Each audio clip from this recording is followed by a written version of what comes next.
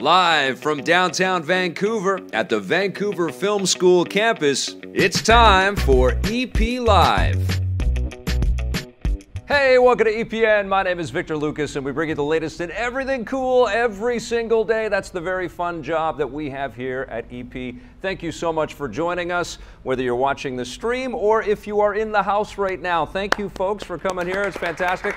We are at 390 West Hastings Street in Vancouver. It's at the VFS Cafe. We are partnered with the Vancouver Film School because they rock. And we actually have a very cool scholarship award program running right now. They've asked me to be the point person on deciding on who is going to win some scholarships. And if you want to learn more about that, go to vfs.edu/EPN. There's scholarships to get into the game design program and the game programming program. There's a lot of programs, but very good opportunity for any aspiring game makers out there. So please do fill out the forms and get on that, would you? All right, you guys, we've got a great show today. Ian Boothby and Pia Guerra are here to join us and talk about all of the incredible work that they do. But first, we have a rundown to get through, and this one is going out to Hunter Tinsley, who said, "I love the anti-clickbait title, straight to the point." That was me going yesterday about the new look of Sonic the Hedgehog. People seem to enjoy that quite a bit. All right, let's get started with your rundown. Looks like Nintendo doesn't want to be a greedy Tom Nook when it comes to their mobile games. Nintendo has reportedly been adjusting their mobile games in order to make players spend less money, not more. That's according to a story in the Wall Street Journal, which, citing unnamed sources, claims that on several occasions Nintendo has changed the odds of their randomized reward systems to make it easier for players to win high-level characters and loot. This means players spend less money on microtransactions, to the point that Nintendo's mobile partners DNA and CyberAgent have even tried to convince them to change their mind. According to the Journal, Nintendo isn't interested in exploiting players and making huge revenue on mobile, and instead sees mobile titles as a way to get people interested in their bigger games on the Switch and 3DS.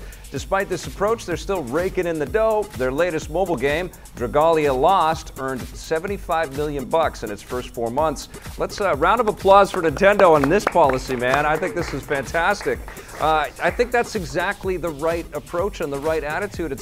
You know, give your customers more than they expect and they anticipate, not less. You know, don't nickel and dime them. They're going to be there forever. And that seems to be the way that Nintendo operates in general. I think that they tend to over-deliver with a lot of the software that they make. I think this is awesome. It's great publicity for them. I mean, if they were a ruthless, conniving company and tried to manufacture this story, it couldn't be a better one for them, because this is going to get more people checking out their mobile titles and their console titles. But I think that's fantastic. I think that there's a lot of resentment towards game publishers and developers out there right now that are doing everything they can to kind of squeeze money out of our pockets. And sometimes they're not too subtle about that. So this is good. This is a really cool bit of news from Nintendo. And it's nice to see a scoop from the Wall Street Journal that isn't about Donald Trump right now, which is great. Okay, Microsoft might be about to eject the disk drive from the Xbox. The rumored diskless version of the Xbox One might be hitting stores as early as this spring.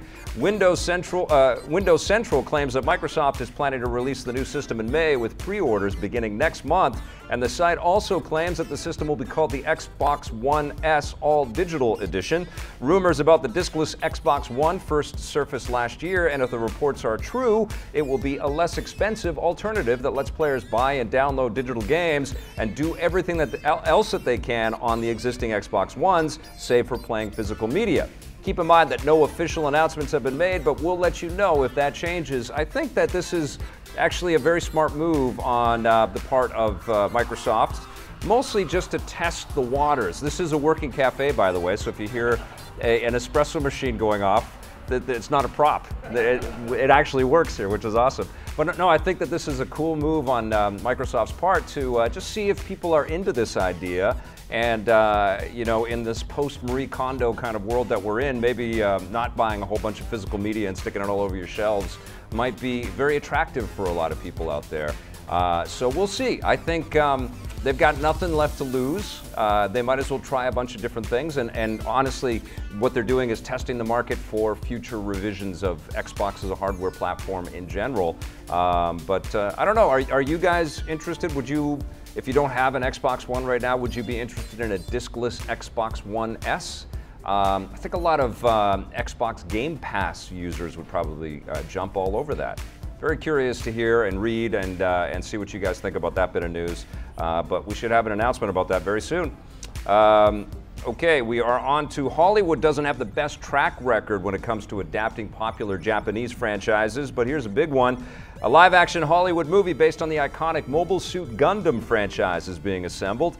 Deadline reports that Y: The Last Man writer Brian K. Vaughan has been hired to write the screenplay for the film adaptation, with the story being primarily based on the original 1979 Gundam anime series that spawned the entire franchise. Along with writing countless comics, some of which we'll talk about today, Vaughan has also worked on multiple TV shows and movies, and the Gundam movie is being produced by Legendary Pictures, which is behind another giant robot franchise, Pacific Rim. No word yet on when the new Gundam might smash into theaters. You know what? We had Gundam in Ready Player One. They popped up in there for a little bit.